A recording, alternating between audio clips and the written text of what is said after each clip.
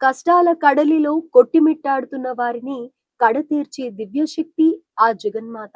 లోక కంటకులైన దుష్టులను దూనుమాడి జీవకోటిని సంరక్షించిన దివ్య చరిత ఆమె. దేవతల దుఃఖాలను, ఆర్తిని, క్లేశాలను ఉపశమింపజేసిన లోక పావని ఆమె. సురుల పక్షాన నిలువడి అసురులతో తలపడిన మహోన్నత శక్తి ప్రదాయిని ఆమె. యోగులు ఆ శక్తిని మనసులో ధ్యానిస్తారు. మోక్షార్థులు అరిషడ్ వర్గాలను జయించి ఉపాసిస్తారు. సర్వాభరణ భూషిత పాశాంకుశధారిణి అయిన ఆ తల్లిని నామమాత్రంగా స్మరిస్తే చాలు సర్వ శుభాలు చేకూరుతాయి. సర్వాధిష్టాన సచిదానంద రూపిణి, సర్వ వేదాంత సంసిద్ధ అయిన ఆ తల్లి కరుణిస్తే చాలు జీవితాలు పరిపూర్ణమైతాయి. అందుకే ఆమె బ్రహ్మాండ జనని. త్రిమూర్తులతో సహా సకల దేవతలకు ఆమె జనయిత్రి.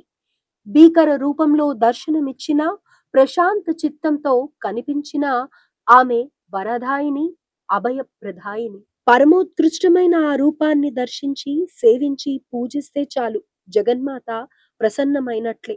అన్ని పూజల కన్నా, హోమాల కన్నా మిన్నగా ఆ తల్లిని సంతోషపెట్టేది ఒక్కటే, ఉత్తమోత్తమమైన దేవి భాగవత పారాయణ.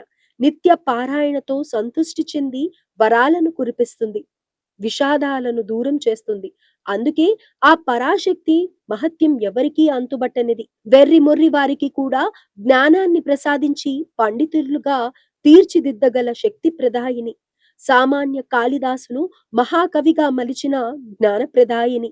అష్టాదశ శక్తి పీఠాలలో ఒకటైన ఉజ్జయిని క్షేత్రంలో ఆ జగన్మాత మహాకాళిగా కొలువుదీరి లోకాన్ని సంరక్షిస్తుంది.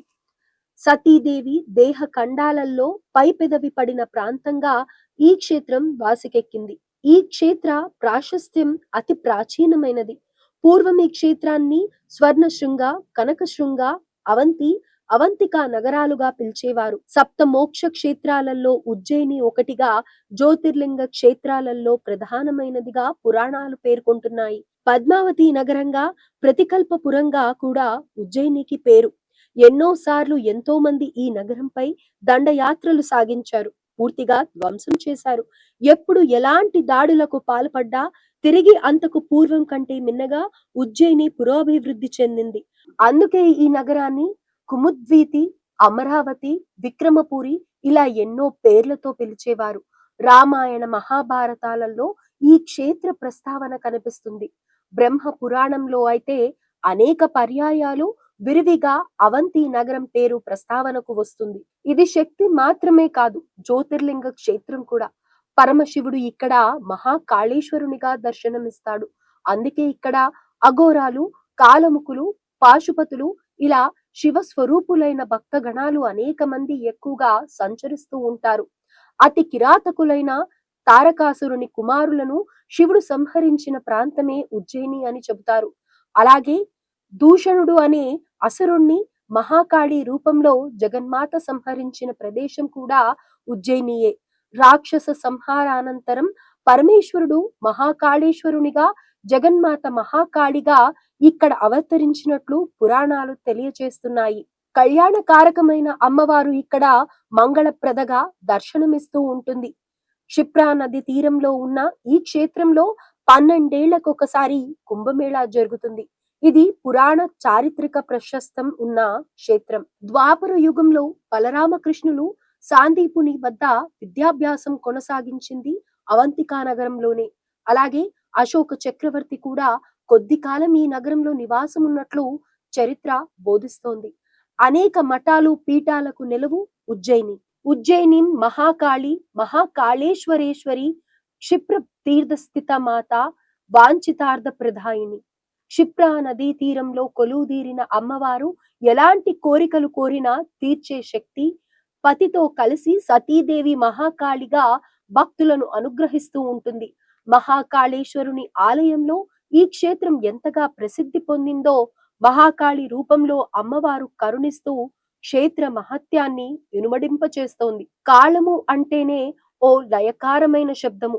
అలాంటి కాళ శబ్దానికి ప్రతీకులుగా పార్వతి పరమేశ్వరులు ఇరువురు మహాకాళేశ్వరుడు, మహాకాళిగా నిలవైన పుణ్యక్షేత్రం ఉజ్జయిని. ఇక్కడ పూజాది కాలంలో తీక్షణత కనిపిస్తుంది. స్వామివారికి 2 రకాలుగా అభిషేకాదులు నిర్వహిస్తారు. ఒకటి భస్మ మందిరంలో తయారు చేసిన విభూతితో చేసే భస్మార్చన కాగా, రెండవది శ్మశానంలో కాలిన శవం తాలూకు భస్మంతో నిర్వహించే అర్చన. ఇక పూజానంతరం స్వామివార్లకు ఇచ్చే భస్మహారతి అత్యంత ప్రధానమైనది. ఆ చతుర్ముఖుడు కూడా ఇక్కడ కొలువుదీరిన అమ్మవారికి, స్వామివారికి విశేష అర్చనలు నిర్వహించారని పురాణాలు పేర్కొంటున్నాయి. ఈ క్షేత్రంలో మరణించిన వారికి పునర్జన్మ ఉండదని చెబుతారు. ఈ క్షేత్ర దర్శనంతో సకల వ్యాధులు నయమవుతాయని ఓ నమ్మకం. అష్టాదశ శక్తి పీఠాలలో ఉజ్జయిని 9వ పీఠం. ఇక్కడ అమ్మవారి రూపం గానాంధకార సమంగా పూర్తిగా కాలవర్ణంలో ఉంటుంది.